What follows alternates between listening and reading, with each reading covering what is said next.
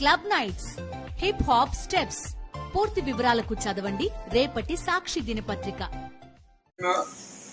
లడ్డు వ్యవహారంలో మాజీ ముఖ్యమంత్రి అయినటువంటి జగన్మోహన్ రెడ్డి గారు ఇది మేధావులు గుర్తించాలా, విద్యావంతులు గుర్తించాలా, భక్తుల యొక్క ఆలోచన విధానాన్ని కూడా భక్తులు ఇంకా భక్తిత్వం కావాలనే ఆలోచనతో ఉన్నప్పుడు చంద్రబాబు నాయుడు ఈ లడ్డు విషయంలో జంతువుల యొక్క కొవ్వు అని చెప్పటం, ఇది ఇంత దుమారం లేపటం, జగన్మోహన్ రెడ్డి పూర్తి విశ్వాసంతో సైంటిస్టులకి, మేధావులకి, అన్ని పార్టీలకు కూడా నా విజ్ఞప్తి ఏమంటే ఇది నిజాలు తేలాలనే దృక్పథంతోనే జగన్మోహన్ రెడ్డి గారు ఒక మానవ సేవగా కనుక్కొని మాధవ సేవ చేశాడు.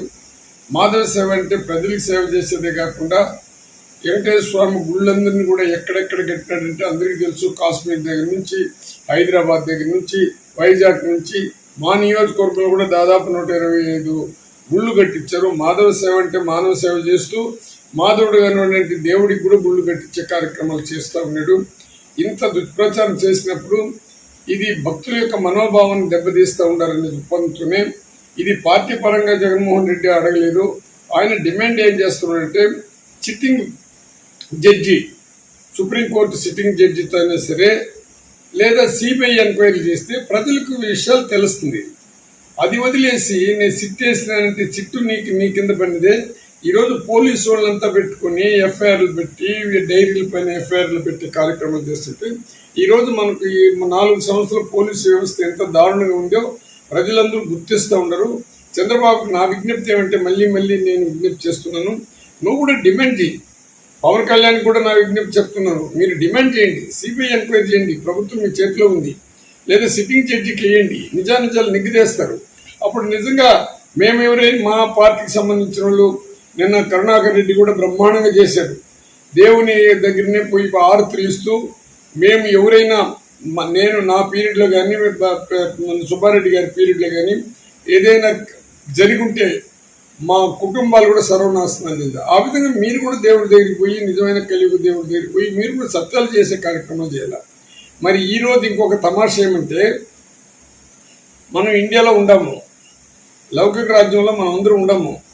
మతాన్ని రెచ్చగొట్టు, కులాలను రెచ్చగొట్టి ఓట్లు అడిగే సంస్కృతి మీకున్నా ఈరోజు ముఖ్యమంత్రిగా జగన్మోహన్ రెడ్డి పనిచేసినప్పుడు హిందూ దేవాలయాన్ని ఏ విధంగా రక్షించినాడో, ఏ విధంగా కన్స్ట్రక్షన్ చేసినాడో, చంద్రబాబు కొట్టేసినటువంటి గుళ్ళంతా కూడా విజయవాడలో ఏ విధంగా కట్టించాడు, ప్రపంచంలో ఒక భక్తి ఏ విధంగా ఉండాలని నిరూపించినటువంటి వ్యక్తి జగన్మోహన్ రెడ్డి.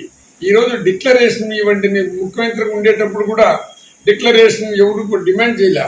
భగవంతుడు సర్వంత్రామి, దేవుడికి అందరూ సమానంలే. దీంట్లో ఈ విధంగా తీసుకున్నప్పుడు ఇంక 2 రోజులు పోతే ఏం చెబుతారు? క్రిస్టియన్ నిన్నే చెప్పారు, ఏమి మసీదుల పైన ఏదైనా గలాట చేస్తే మా మహమ్మడియన్స్ గమనుంటారా? క్రిస్టియన్స్ గలాట చేస్తారా? చర్చలు కొడితే క్రిస్టియన్స్ గమనుంటారా? అందువల్ల హిందువులందరూ కూడా మనం ఈ విధంగా అని చెప్పేసి రెచ్చగొట్టి మాట్లాడితే మనం ఎక్కడికి పోతున్నామో తిరిగి మనకి. ఎందుకంటే నాకు భయం వేస్తున్నది, ఈ ఇజ్రాయెల్కి పాకిస్తాన్కి ఏ విధంగా గలాట చేయి ఇప్పటి వరకు వాళ్ళు యుద్ధాలు చేసి ఏ విధంగా సర్వనాశనం అయిపోతుందో ఆ విధంగా మతాలు రెచ్చగొట్టి, కులాలు రెచ్చగొట్టి, భగవంతుని కూడా రాజకీయాన్ని తీసుకుని వచ్చి ఇటువంటి పరిపాలన చేసే బదులు మీరు దీనికి స్వస్తి చెప్తే బాగుంటుంది. ఇక 2 రోజులు పోతే ఇది ఈ చరిత్రలో ఏముండదంటే చరిత్రలోనే చండాలు అని చెప్పేసి ఎస్సీని మీరు చండాలుగా దిప్పి నీకు ప్రేమ వాత్సల్యం అనేది నీకు రావాలా. నేను బాగా చంద్రబాబు మాట కంటే నేను అనుభవవంతుడు అంటున్నాడు. మీ అనుభవం ఏందో ఎన్టీ రామారావు గురించి ఇప్పటి వరకు నీ అనుభవం అనేది ప్రజలకు అందరికీ తెలుసు. నీ అనుభవం జగన్మోహన్ ఎవరు ప్రధానమంత్రికి తెలుసు, నీ అనుభవం పవన్ కళ్యాణ్కి తెలుసు, నీ అనుభవం ప్రజలకు కూడా తెలుసు. అనుభవం ఉండేవాడు ఈ విధంగా రెచ్చగొట్టాల్సిన అవసరం లేదు.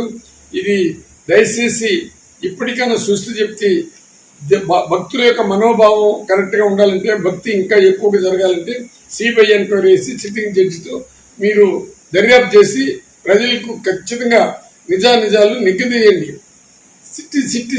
సిట్టి నీ చేతిలో ఉండేది, పోలీసు వాళ్ళు నీ చేతిలో ఉండరు. నువ్వు ఒక ముందుగానే డిక్లేర్ చేసినావు ఇది కొవ్వు అన్నారు. ఆ మహానుభావుడు ఎవరో ఒకరు మాత్రం వచ్చినాడు, ఈవో శ్యామలరావు అని. ఆయన నిజంగా మానవ సేవ చేసేదానికి వచ్చినాడో, మరి దేవుని యొక్క సేవ చేసేదానికి వచ్చినాడో, లేదా చంద్రబాబు సేవలు తరించిపోతున్నాడు కానీ రోజుకు ఒక స్టేట్మెంట్లు ఇస్తా ఉన్నాడు. ఈ రోజు ఎఫ్ఐఆర్లు కట్టండి, డైరీల పైన కేసులు పెట్టండి అంటే పోలీసులు నువ్వేం చెప్తే చేస్తారు. అంతేగాని వ్యవస్థని అల్లకల్లోన అసలు ఐఏఎస్ ఆఫీసులు, ఐపీఎస్ ఆఫీసులు సస్పెండ్ చేసినారు. నిన్న ఒక డాక్టరు, నేను డాక్టర్ అంటే దళితుడని నేను చెప్పను కానీ డాక్టర్ వృత్తిలో పవిత్రమైన వృత్తి ఇది. డాక్టర్లకి అందరూ కూడా నా విజ్ఞప్తి ఏమిటంటే దళిత డాక్టర్ అని చెప్పేసి ఆయన అంత గందరగోళంగా చేసి ఆయన ఆ విధంగా కొట్టి నువ్వు ఒక దళితుడు అని చెప్పేసి కొట్టి గందరగోళం చేస్తే డాక్టర్లంతా ఓటు కావాలా? ఆయన వృత్తి డాక్టర్ వృత్తి. అక్కడ కూడా దళిత డాక్టర్ అంటే కొన్ని వాళ్ళందరూ దళితులే కదా ఉంటున్నాడు, మనకెందుకు అని చెప్పి వదిలిపెట్టి వ్యవస్థని ఏ విధంగా తీసుకొని వస్తున్నాడో చంద్రబాబు మీరు అర్థం చేసుకోండి. మీ దగ్గర ఉండే మంత్రులు కానీ వీళ్ళందరూ కూడా ముందు మీ మీ మీ యొక్క ఆత్మ విమర్శించుకోండి. మీ ఆత్మ సాక్షి అనేది ఒకటి ఉంటుంది మానవుడికి. దాన్ని చూసి ప్రవర్తిస్తే ప్రజలంతా బాగుంటారు. రేపు జగన్మోహన్ రెడ్డి ఎందుకు వస్తున్నాడు కొండకి? ఏం కారణం? ఈరోజు మీరు ఏ విధంగా చేస్తున్నారు? ప్రచారం అంటారు. ఆయన దేవుడి దగ్గరికి వచ్చినప్పుడు ఏం జరిగిందో భగవంతుని యొక్క ప్రేమాభిమానం కలిగిన వ్యక్తి కాబట్టి దేవుడి దగ్గరికి వస్తుండ్రు. దానికి అప్పుడే మీరందరూ ఒకటి బీజేపీ కానీ, జనసేన కానీ, చంద్రబాబు కానీ మొదటి నుంచి ఎంతమంది దగ్గర డిక్లేర్ చేసినారు? జగన్మోహన్ రెడ్డి ముఖ్యమంత్రి ఉండేటప్పుడు ఎప్పుడైనా అడిగినారా? ఇది రెచ్చగొట్టి, ప్రజల్ని రెచ్చగొట్టి, మతాన్ని ఘర్షణ తీసుకుని వచ్చి ఇజ్రాయెల్ పాలిస్తాన్కి జరిగినటువంటి యుద్ధం జరగాలని కోరుకున్న ఈ కూటమికి నా విజ్ఞప్తి ఏమంటే, మనం ఇండియా వచ్చి ప్రజాస్వామ్యం తరపున గెలిచాం. ప్రజల వలన, ప్రజల చేత, ప్రజల కొరకు ఎన్నుకోబడినాము. ప్రజల కొరకు ఎన్నుకోబడినటువంటి వ్యక్తులు ప్రజల కోసం సేవ చేయండి, ప్రజలకు ఒక మంచి చేయండి. మీరు ఇంకా మంచి పేరు తెచ్చుకోవాల్సిందిగా నేను చంద్రబాబుని కోరుకుంటూ దయించి ఇట్లాంటి దానికి స్వస్తి చెప్పాల్సిందిగా కోరుతున్నాను. నిజంగా భక్తుల యొక్క